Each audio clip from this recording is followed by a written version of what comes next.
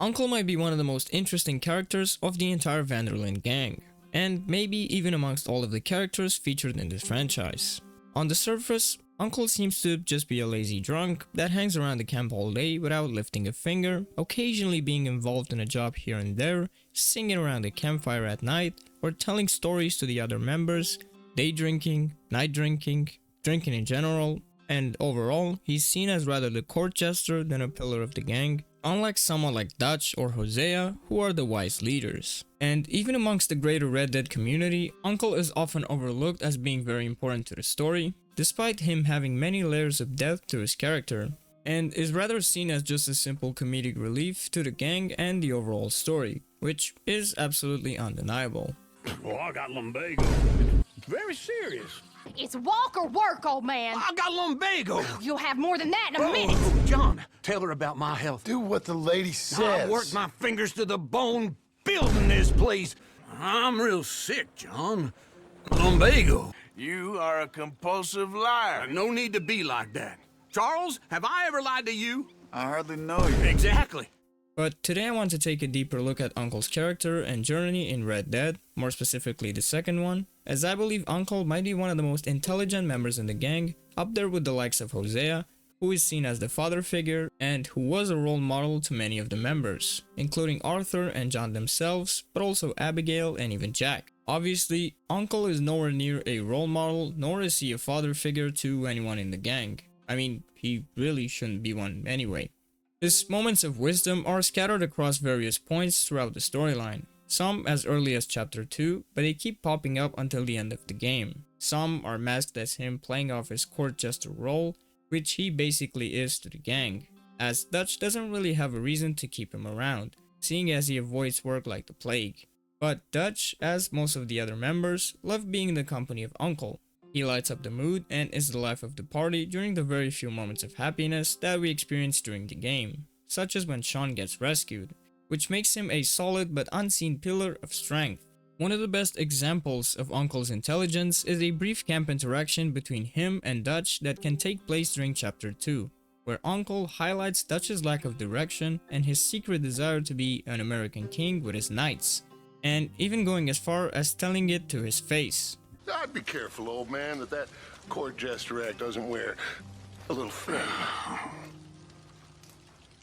That's his problem. In one. He wants to be an American king. With his knights. I heard that. Ooh. I want no such thing. You do? I don't. I just want better than this for us. Better? Your kind of better.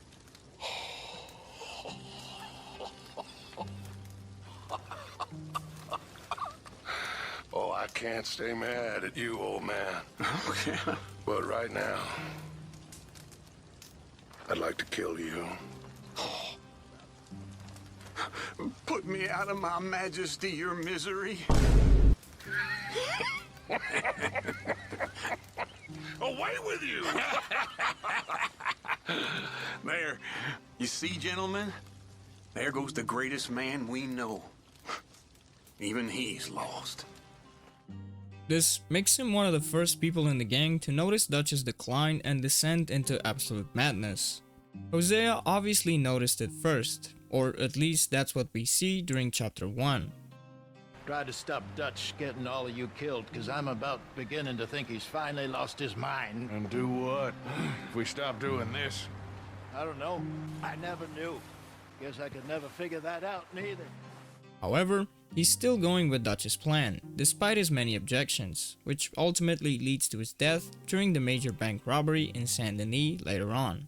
So it's fair to say that Uncle and Hosea do share some similarities, and display a lot of wisdom in their words. The difference being, Hosea was more optimistic, and perhaps even naive, hoping that things would turn out for the better in the end, despite the odds being pretty much stacked against them. Uncle might have been just as much, if not more aware than Hosea about the direction the gang was heading into. However, he was smart enough to bail out in chapter 6, when the chaos had went past the point of no return. It is also during this time where another missable but very well known interaction between Arthur and Uncle happened. where he finally drops the court jester act completely and expresses his worry about the state of the gang. Hey, big man. I'm worried. I'm really worried. Me too, Uncle. What's gonna happen, you know?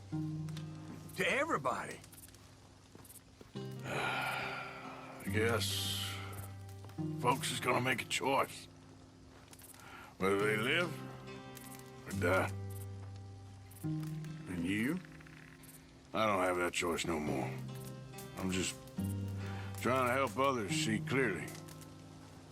That's my choice. You're a good man, Arthur Morgan. Good man. He was also very outspoken against Micah and his involvement in the gang. You're a wrong man. A wrong man. There's something not right with you. Are you talking to me, old man? Mind your manners. I've minded them long enough. None of our problems is my fault. None at all. So you watch your damn tongue. You know, there are winners and losers in this world. And that's a fact. And what confuses me about you, old man, is you're a loser who somehow ain't got lost yet. You know, I love it when you enlighten us with these philosophy lessons. You know, I don't know how we managed before you joined us. Uncle's backstory is also somewhat noteworthy, as he had a very rough childhood, being abused by his father, but still learning a thing or two from him, such as focusing on the present rather than the future.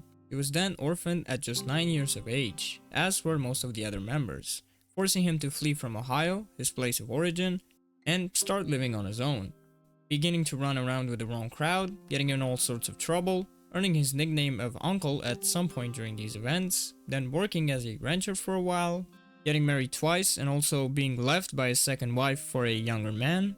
He then met Dutch at some point prior to 1894, joining the gang and introducing Abigail to them shortly after, as Uncle was known to be quite involved in that business for a while. After the time skip, Uncle is one of the first members we reunite with as John, and he immediately joins us at Beecher's Hope. He's also the biggest reason as to why John's ranch looks the way that it does in the end and during the events of Red Dead 1.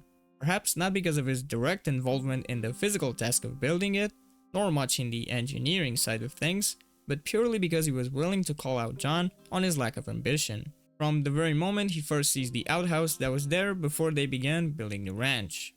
The famous cutscene where Uncle is spamming the antagonize button is probably the #1 most popular meme amongst the community. I mean, look at you. Look at this place. Your dream home. I've had better nightmares than this dream. Oh, darling Abigail. I've changed. Come live with me in an outhouse I wouldn't ask my worst enemy to take a shit in. What are you trying to say? It's awful. It's a dump. The house has gotta go. Get some self-respect, you miserable sack of shit. Build a house a lady'd set foot in. Place just needs a woman's touch. It needs leveling. No woman would touch this place. But hidden under the absolute gem of a comedic moment that it is, we see that Uncle really cares about John and his family, and urges him to actually start caring about his newly bought place if he ever wants to see Abigail and Jack again. They then begin working on it along with Charles, and we finally see the ranch in all of its glory. Had Uncle not been there, and had he not been willing to call out John on his complacency, the ranch would have never been built, meaning Abigail and Jack would have also most likely never returned, because really, who would love to live in such a place? I don't really have much to add on his Red Dead Redemption 1 counterpart. He's well into his 60s by then, having seen much of the old, wild, and new and tamed West, and his sour attitude towards John is somewhat understandable. I mean, not like John treats him with a lot of compassion anyway, but again, he does end up being a bit useful here and there, as John is rebuilding his rancher life again. By 1911, Uncle had outlived most of the Vanderlyn members, dying just a few minutes before John himself. He stared death in the eye and was willing to sacrifice himself for what basically became his own family, proving once again that he did care for those around him. Was his long-lived life pure luck, or rather a combination of smart choices that he made throughout his many years in the gang and outside of it, with a bit of common sense. I mean, it is very clear even before chapter 6 that the fate of the gang won't be one that leads them to harvest mangoes in Tahiti. I definitely think that he was a bit of a weasel at times, putting his own comfort above other things that were more important to the gang. But he was never disloyal to anyone, and again, if you are willing to look past all of the memes surrounding him. But any livestock, you're gonna need a barn. Barn will take 3 of us 6 months to build. Oh, you don't build a barn, dumbass. What do you think this is, 1785? You buy one pre-cut just like the house. You can clearly see that he serves a very important role to the progression of the story, at least during the epilogue. But what do you think? Did I miss any important details about Uncle and his time in the gang that displayed his intelligence? Do you find him to be one of the most intelligent members of the gang, or was he just lucky to make it into his old age? Let me know in the comment section down below, and while you're there, also leave a like. And of course, consider subscribing if you want to see more. Thank you so much for watching.